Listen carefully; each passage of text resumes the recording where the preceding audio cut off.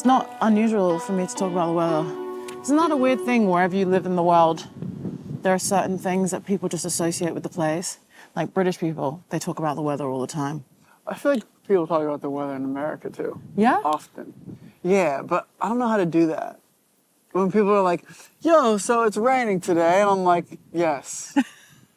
Where do you go with that? I agree. What do you think? Why do you think people talk about the weather? I think it's because it's something that everyone can relate to. Right.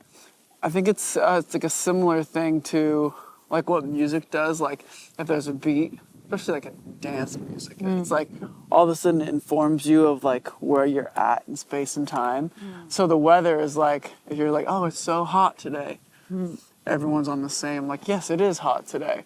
Or music, if the beat's there, it's informing you of your position in space and time. And then like, even with music, it starts to like make your heart beat to that beat. I think really we're just looking for connection. Yeah, I think it's because everyone can talk about the weather. I feel like people also talk about their dogs a lot. Yeah, people talk about their dogs a Or lot. animals, because I feel like that's also another point of connection. It is. What do you think? What do you think people's like reason is for having a pet? I think companionship. I think like people maybe inherently like to be connected to something or have like, I don't know. I think caring and loving and family, and I think animals just provide like a space. You know, I wasn't an animal person. Have we spoken about this? No, I didn't know that. So I grew up. Period. Profound. And I grew up without animals. So I had this fish that I called Ongbak. Have you ever seen the Ongbak films? no. It's like this MMA fighter. Amazing. If you haven't watched Ongbak, it's very old. But anyway, I had this fighting fish, and that was like my only pet growing up. Oh, like the fighting fish, the colorful. Yeah, the colorful, Okay. beautiful. But that's Yeah, the yeah. only pet that I ever had. No, Okay. no cats, no dogs, no horses, like nothing like that. And when I was about 20, I guess in my early 20s, maybe 25 or something, mid-20s, my brother got a dog. And there was like these animals started being introduced into my life. And I was like, okay, cool, like, vibe, like animals. Like it wasn't like a deep soul connection for me. Interesting. Which is weird because now, after I started to have them in my life and see what kind of value they added to my life, I became an animal person, which is quite late. It's quite late in your life to be like, oh, because now if I see any sort of animal, I'm like wanting to connect and, you know, be in that, like, because you just feel love, don't you? When do. you're around, It's like unconditional. unconditional love. Did you grow up with animals? Yeah. I wanted a dog for a long time, and then when I was like 12, we got a dog. Yeah. Her name was Tessie. Yeah.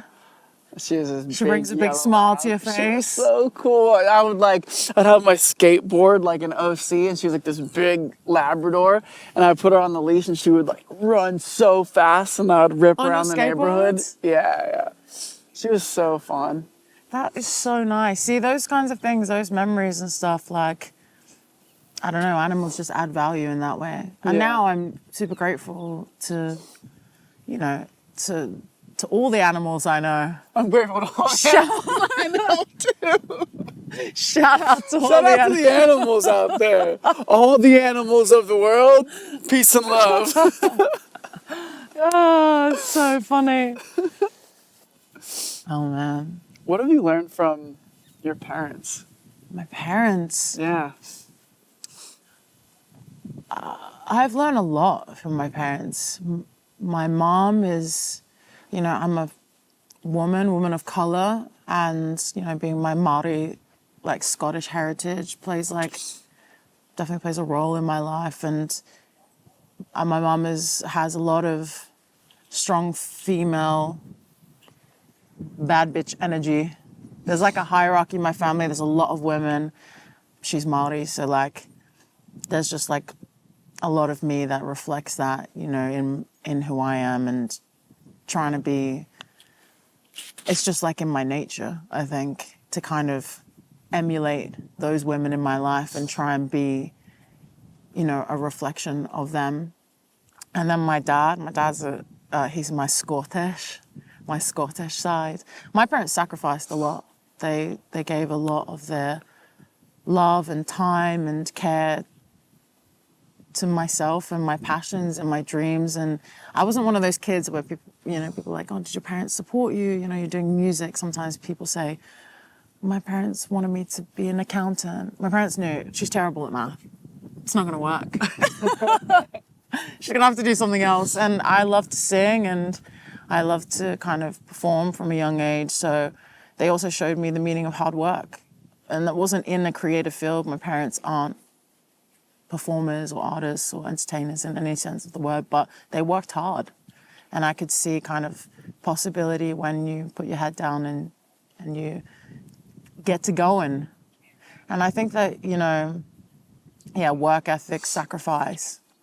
I think a lot of people get that from their parents, but those two things were super important to me and things that I've taken into my like adult life. Took a lot of missteps along the way. As it does, though. Yeah. The missteps are so important. Yeah. And I feel like, well, I don't want to speak for myself, but I feel like I learn best from the missteps. Oh, yeah. I think I'm getting quicker At getting yourself back up. at not making the misstep. Oh, yeah. But sometimes, like, we got to learn the hard way. Oh, I've always learned things the hard way. I feel like I always learn the hard way. For whatever reason, we're hard-headed. Yeah, I don't know. I feel like I used to always say, if it has to be learned, it will be learned the hard way. I was like, because I'm headstrong, and you kind of just run into things and go, ow, that hurt. Well, that didn't work. Yeah. Do you feel like you make the same mistake twice or a few times, or do you hit one thing the hard way and then go like, all right, adjust? I used to be a little bit more like kind of trying to do the same thing at the same direction at the same pace. But as I've gotten older, I've adjusted and become more flexible to life and to like circumstances and a more, what could I say, malleable. Yeah.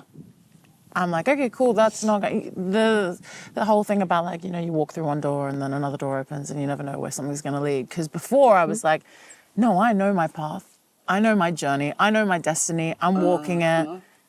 And this is who I am. This is who I'm going to be. And it's going to look like this. It's going to smell like this. It's going to feel like this. So then every time you come up against something and it doesn't look or sound or feel the way that you thought it would be, you get disappointed. You end up feeling like you've been knocked down. Whereas if you're more like water, if you're more flexible to things, then things are a little bit more gentle with you. Yeah. And you're able to kind of be like, okay, cool. I have a feeling for what this is. And it may not look as I thought it would, but it's still, you know, a step in the right direction. It's a step to growing. It's a step to, you know, it doesn't always have to be as we think it should be. Well, you can be more gentle with yourself, too, along the way. Yeah. I think that's important. I think, what do they say? To be soft is to be strong. Oh. You know? That's so big. It doesn't have to be rigid. It doesn't have to be forceful. It's, you know, some of the best people in my life have always been gentle and kind and caring. They haven't had to be rude and brash. Like, if that's who you are, then be who you want to be, you know? But sometimes you can communicate the same sorts of things through just, being a little softer. I think it's ultimate strength and mastery, like when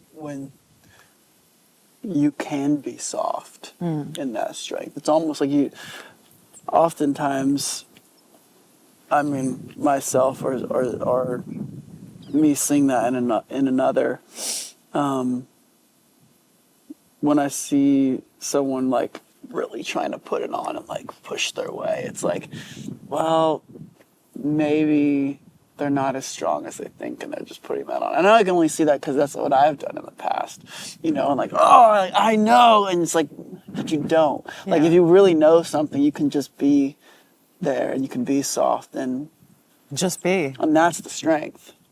That's real strength, is being able to just be. Yeah, and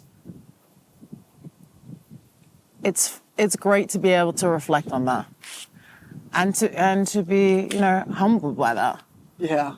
because you can spend your whole life thinking that you're one way, but in any moment or any instance, you can change that direction. You can reinvent yourself. You can start again. That was the beauty of me moving to England. You know, I feel like my life has been in a few different chapters. And when I moved to England, I remember I thought, I can go to this place where no one knows me and I can start again, and I can be whoever I want to be. And I mean, you don't have to move to England. I wouldn't suggest it if you want good weather. But every day, I think now I have the beauty of being like, okay, cool, it's a new day. Let's start again. Let's start afresh. Because I think, yeah, you try so hard to get things right all the time, when it's like every day you have a new opportunity to be whoever you want to be. Yeah. And if that means that you need to reinvent yourself completely, or get a whole new circle of friends, or pick up a new sport. I was going to say pick up some racquetball. Pick up a rock. Today you need to pick up a rock and make a change. I sound like I'm doing some sort of, is this America? If today you pick up a rock, it's amazing. Pick up a rock and make a change. You gotta pick up the rock to make a change. You gotta pick up the rock to make a change. Oh, you changed the melody. I like that. You gotta pick up the rock To make a change. You gotta Pick it up, pick it up, pick it up, pick it up, pick it up, pick it up, pick up the rock. pick up the rock. Yeah, you can change. Basically, if you want to, do it. Don't let anyone tell you you can't. That's real. Yeah. Do you feel like you've been through, like, have you ever woken up one day and been like, I want to change this, and this, or has it been more of a gradual kind of development? Because I think mine was like very like, okay, I'm this person this day, and then I'm in a different country and I'm a different person. The next chapter of my life begins and ends. Or do you think yours is all just one? I think both. Yeah. I mean, there's definitely times where I'll wake up and I'll make a decision like, I'm going to do this. Mm-hmm. And then I'm pretty good, like, when I set my mind to something, I'm just like, cool. Or if it's like quitting a bad habit or something, Okay. I'll just cut it off. What's your worst habit? Right now? Yeah. My worst habit? You're a great guy. You're a great guy. I can't even think. We spend a lot of time together. I'm like, what are your bad habits? I got some bad habits. My worst habit would probably still be like negative self-talk. Oh yeah. Where like I'd be like, oh, like you didn't do this right, and then just like replaying that thing and how I should have done something differently. I'm learning to be more gentle. Be more gentle. It's so easy to. My mum used to always say, there are always going to be people who want to bring you down. Why would you try and bring yourself down? Yeah. It was better than that. It definitely was delivered way better than that. But that's good, though. That was the sentiment. Really good. Like, there are so many people who want to see you not do well. I think that's probably it. So you got to be your biggest fan. You got to be your own cheerleader. You need to be able to be like, you know what? Even if I'm not doing this in the perfect sense of fashion, I'm doing it. That's enough. Yeah. You know, and believing in yourself. You know, because I feel it's so easy for people around you to believe in you. And that's what's crazy is there's so many people, I think for a lot of people, it's just hard to see sometimes. But I look at my life, I'm like, man, there's so many people who I genuinely know love me and believe me. That's such a gift. That's such a gift to have those reflections back to you in any moments that you feel low. Having people like yourself to just be like, yeah, you're cool. I've changed your day, haven't I? With that, I'm like, you're a cool guy. Cool guy. Yeah, of course. You take that stuff for granted as well. Like, to be able to have people who are I think the best choice that I've made in my life is to have people who reflect me clearly around me. The people who only uplift me, who I can put them all in a room and trust that not a single one of them is going to say anything intentionally bad about me. They've all got my best interests at heart. Yep. And, a strong network of female and male energy that, reflect back to me when I'm feeling low. Yeah. And also help. They have all their own ambitions and dreams and drives and stuff like that. And I just think that attracting that sort of energy is life-changing. Yeah.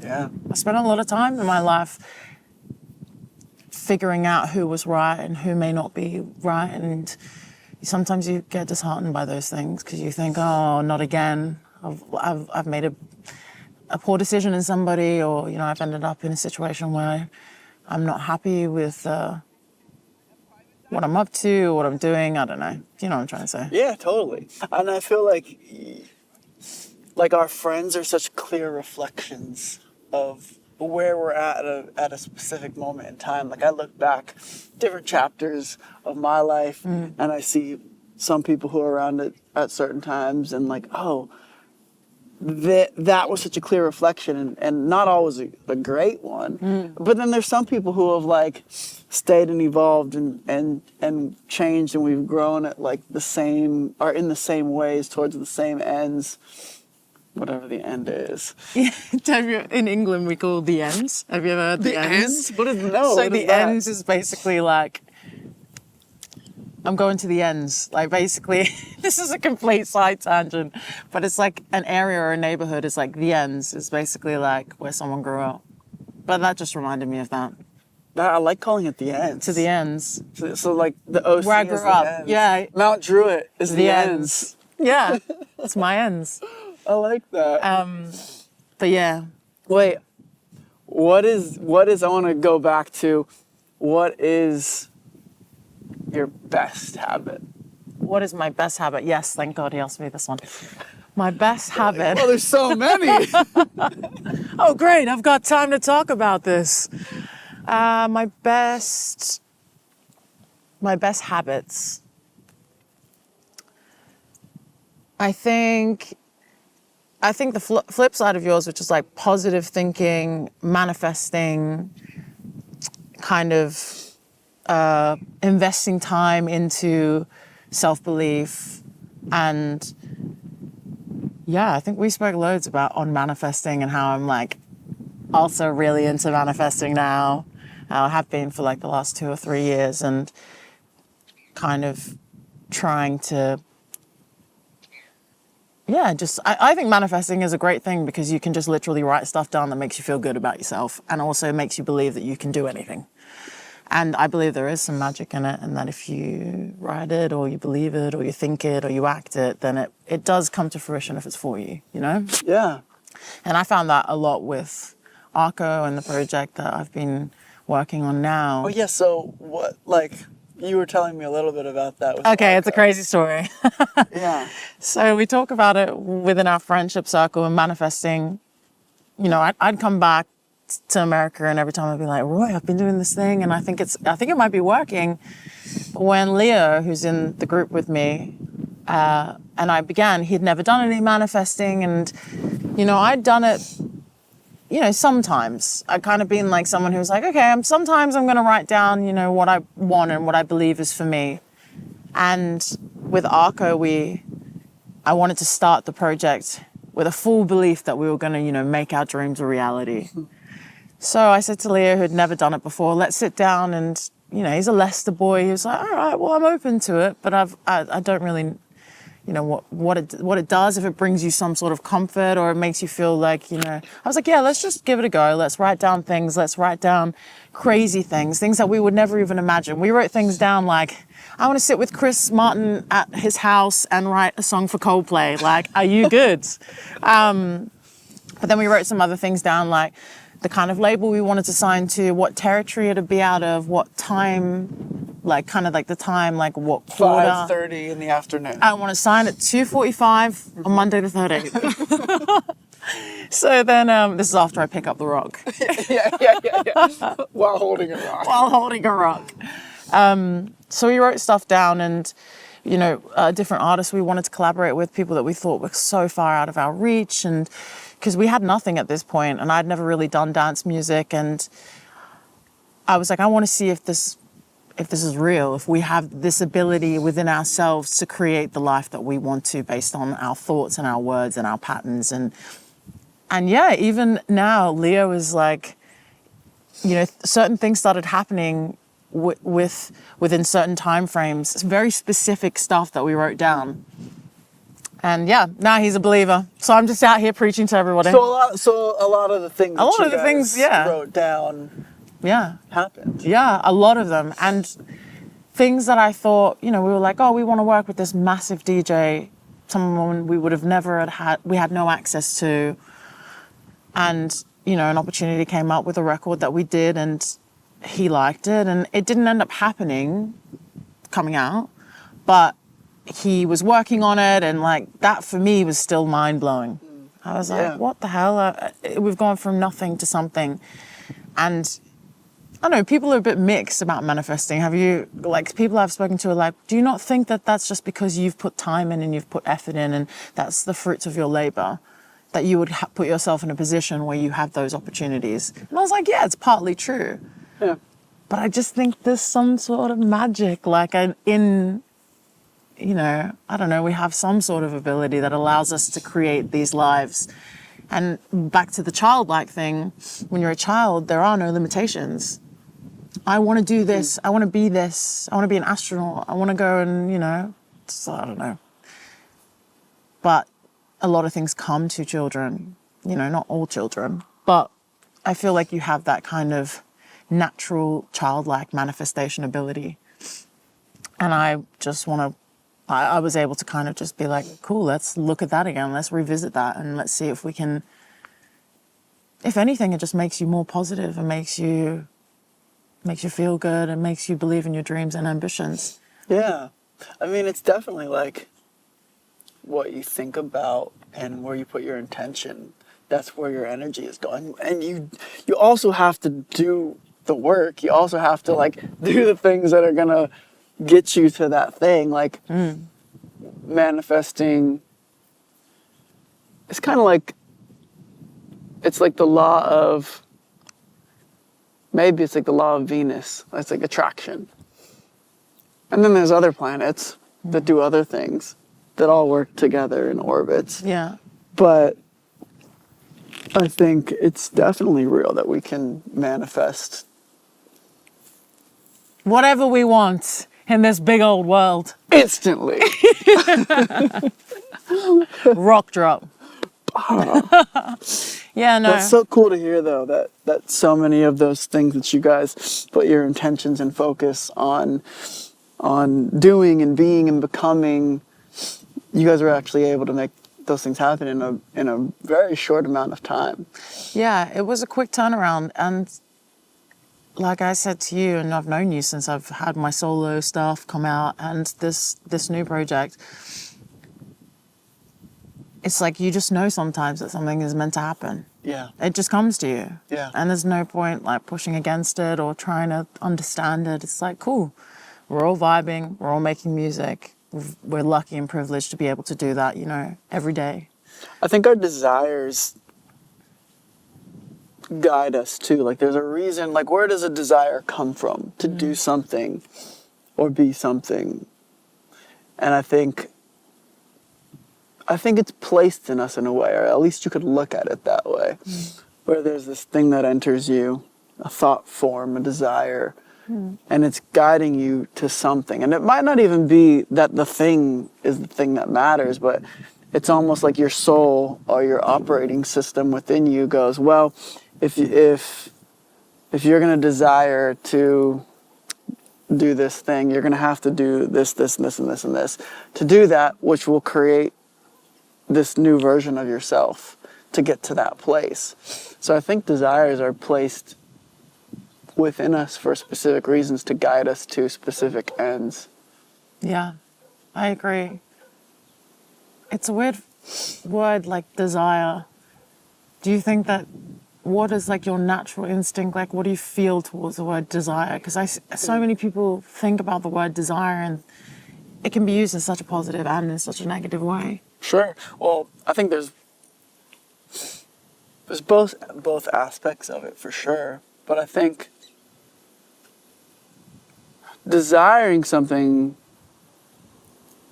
I think is a Human. is a good thing. Yeah. I think it's a good thing to Yeah. have desire. To not get attached to the desire is a different matter.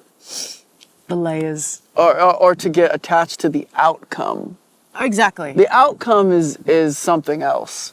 But the desire for something, the desire to be known, Yeah. the desire to know somebody, the desire to love, those are very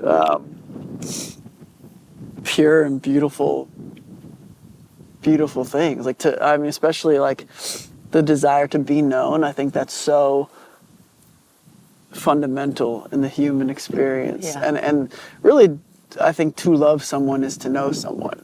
You know, even when you can see someone or joke with someone or know what makes somebody tick, that's really loving someone on like a pure level, not even romantically or anything. It's like, I think there is that desire for everyone to be known. Yeah, definitely. I think also, especially if you have that urge to create from like a very pure place, to know yourself and to be seen and to be known, and it's a very important part of the creative process, I think.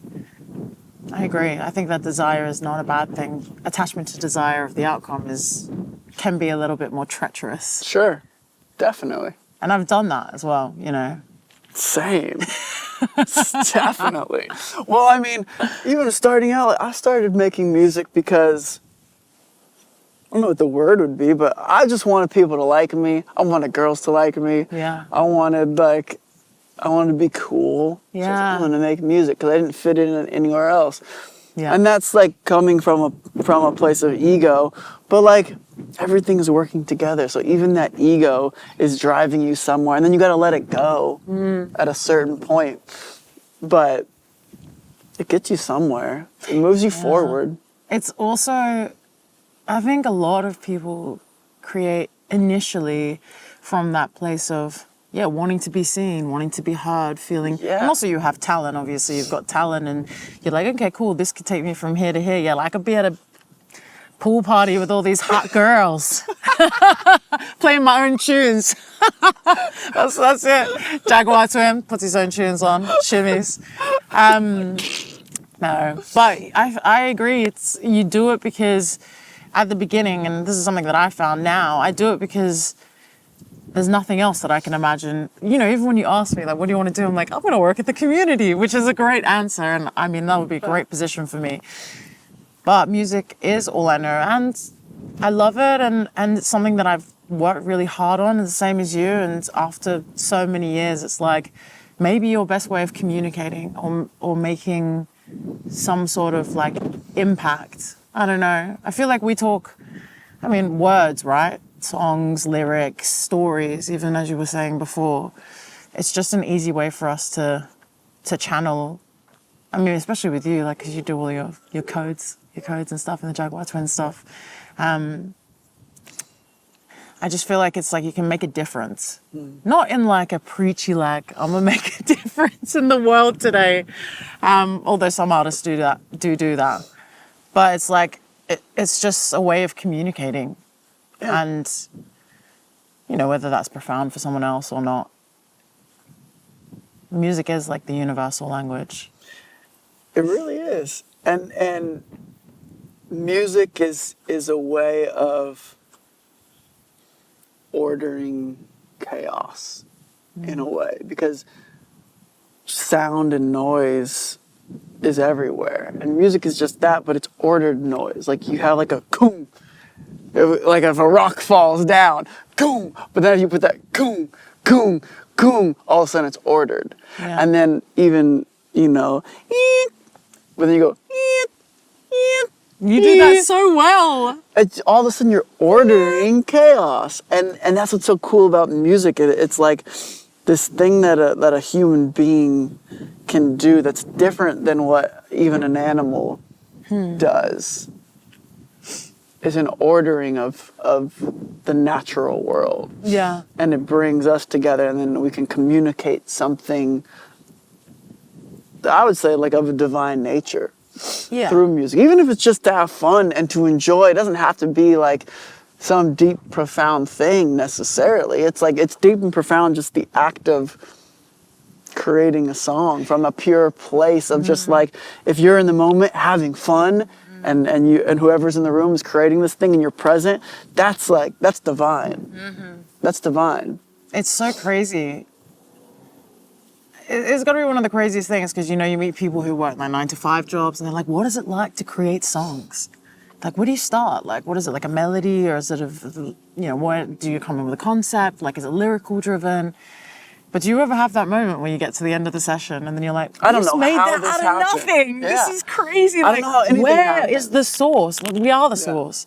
But it is one of those things where even after doing it for so many years, when I write an amazing song or a record that I really feel is something I connect with, whether it's a ballad or a dance record, I'm like, that is amazing that I can just literally, like, from a subconscious place, channel a feeling, a story, a moment, and then create something out of nothing. That's what I don't think that when we're really doing it, we're doing anything. I think at our best as artists, we just can get out of the way enough to let something else come through us, to let the divine come through us, and like, get out of the way. Yeah. You know that feeling when you're just like in flow and you say the first word that comes to your mind, and then it's like, oh, that nonsense then created sense. Yeah. And then it makes sense later. That's like when I'm just like in awe of like the creative process. Like, dang, I know I had nothing to do with that. Yeah, I also spoke to somebody about this because we got onto the topic of like, you know, God. I went to a Christian school like my whole life, and I think I was talking to somebody just over New Year's, and they were like, well, how is it that you know that there is like God or something beyond you, or like, you know, higher power, or whatever you want to call it? It comes in many shapes and forms. But I do have those moments in my life where when I stop and think, where is this coming from? And people are like, oh, but you created that. It's like the manifesting thing. That's a product of you. I'm like, sometimes I'm like, yeah, it is. Like, it is the hard work. It's the graft. It's like it's all of the accumulation of who I am today. But some days I'm like, I just know it intuitively that it just ain't me. Yeah. It's coming from somewhere else. It's coming from a place that, and you know, some people may call that naive because, I don't know, some people might find it a little bit naive that you would just have such blind faith in something, you know? But I like to live my life that way. Yeah. And it's like something that I feel is right. But yeah, it's funny because it's the same thing as like when you're creating from that pure place, which is just channeling something that is greater than yourself.